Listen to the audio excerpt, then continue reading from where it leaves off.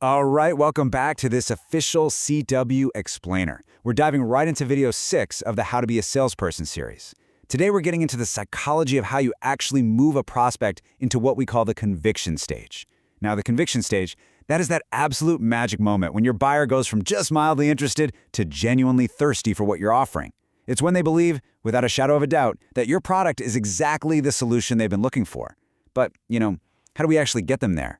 How do you bridge that massive gap between initial curiosity and total, absolute certainty? Well, that is exactly what we're going to unpack today. So let's kick things off with a slightly provocative thought. What is the buyer actually buying? I know, it sounds like a trick question, but the answer to this literally changes everything about how you approach a pitch. According to the CWT fundamentals, your customer is not actually buying your product. Nope, what they're really buying is a mental picture of the future, a future where your product fulfills a specific need or expectation. They are buying the benefits, an image of success, maybe a competitive edge, or just simple peace of mind. So your entire presentation has to be engineered to vividly paint that mental picture in their head. And why are visuals so absolutely crucial to painting that picture? Well, it comes down to a pretty staggering number, 50%. This stat is a game changer in sales psychology. Studies show that buyers retain only about 10% of what they read, and they retain just 30% of what they hear. But get this, they retain an impressive 50% of what they simultaneously see and hear.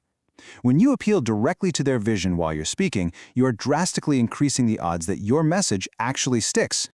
Okay, so here's our master framework, our agenda for today to bridge that gap from skepticism to conviction.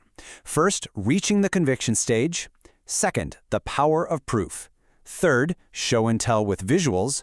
Fourth, dramatize to be unforgettable. And finally, number 5, seal the deal with participation. Let's jump right into part 1, reaching the conviction stage. To get a buyer genuinely eager for your solution, you can't just wing it, right? We have to use a structured toolkit. This is what we call the presentation mix. Think of it like a giant puzzle. You've got the salesperson right in the center, surrounded by 6 essential pieces: persuasive communication, participation, proof, visual aids, dramatization, and demonstration. Now, a truly great presentation uses all of these, but the real art of selling is knowing exactly how to assemble and emphasize them based on your specific prospect's needs. Today, we're really going to hone in on the most visually driven, impactful slices of this pie. Moving right along to part 2, the power of proof. So let's get real for a second. Most buyers walk into a sales conversation with a pretty healthy wall of skepticism. Every single time you make a claim about your product, there's this silent, skeptical challenge just echoing in their mind. They're thinking, prove it. Historically, salespeople kind of have a reputation for, exaggerating, so your prospects are naturally on guard. You absolutely cannot expect them to just take your word for it. You have to be ready to back up every single claim, answering that prove it challenge before they even say it out loud. The key here is to completely strip out weak sales puffery and replace it with rock-solid proof statements. Look, sales puffery is just unverifiable opinion. It's when someone says, "Oh, this is the absolute best quality on the market." That means literally nothing to a skeptical buyer. But proof statements, those are undeniable facts. We are talking about laying out actual past sales figures, ironclad guarantees, glowing testimonials from prominent people, or highly credible independent research. To build genuine trust, you have to be a person of 100% truth, and that means backing up your claims with undeniable proof. Actually, let's map this out to show how you can neutralize buyer doubt completely. It's a very logical flow. Let's say your product feature is a high energy efficiency rating. Okay, the advantage of that is the machine uses less electricity. The actual benefit to the buyer, the thing they care about, is that it saves them 10% on energy costs. But the magic happens in that final step, proof. You pull out a copy of Consumer Reports magazine that validates that exact 10% savings claim. Boom. By bringing in a trustworthy third-party source, you've completely transformed a basic feature into a proven, undeniable benefit. All right, let's roll into part 3, show and tell with visuals. So proving your point is step 1, but we also need to make sure this message actually sticks in their brain over time. Since we already know that visuals give you a 5 times greater chance of making a lasting impression compared to just talking, you have to show, not just tell. Use charts, use models, use the product itself. When you give a presentation, you're actually doing 2 jobs. You're telling them with your persuasive communication, but you're showing them with your visual aids. It appeals straight to their vision, creating those vivid mental images of future benefits we talked about earlier. And it doesn't have to be complicated. Just incorporating simple visual aids, like stepping up to a flip chart to draw out a solution, does so much more than just display data. It natively reinforces everything you're saying, it significantly cuts down on misunderstandings, and honestly, it signals instantly to the buyer that you are a highly prepared, organized professional. It shows you're not just making things up on the fly. You brought the tools to help them truly understand. Which brings us to part 4, dramatize to be unforgettable. To really grasp how powerful this can be, we've got to look at a legend, George Wynne. He was an incredibly successful industrial salesperson. You can see he was meticulous about his call plans, but Wynne wasn't just organized. The guy was an absolute showman. He understood that to cut through the noise, sometimes you have to present your product in a striking, almost theatrical way. Okay, get this. This is the perfect example of his genius. Wynne sold oils and greases for the food processing industry, and these had to be FDA approved for incidental food contact.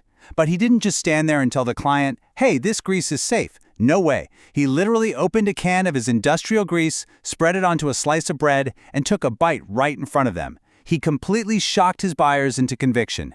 In another pitch, this time for steel mill grease, he dropped a competitor's oil and his own oil onto a hot plate.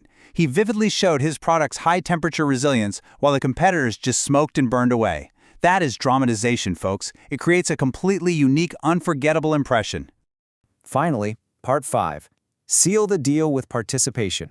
Now, a dramatic show is fantastic, but if the buyer is just sitting there as a passive spectator, it's still not quite enough. The ancient wisdom of Confucius really hits the nail on the head here. Tell me and I'll forget. Show me and I'll remember. Involve me and I'll understand. To get true, deep conviction, you need your prospect's active participation.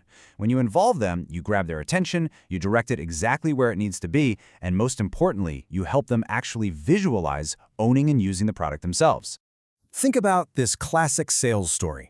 There was a guy selling shatterproof automobile glass. Most salespeople would take a ball-peen hammer and smash the glass themselves to show it wouldn't break. And hey, they sold a decent amount of glass that way. But one specific salesman absolutely crushed his quota, outselling everyone else combined. His secret? He didn't hit the glass himself. He handed the glass and the hammer directly to the customer and said, "You hit it." Smashing it yourself is dramatization. Handing them the hammer, that's the ultimate magic ingredient, active participation.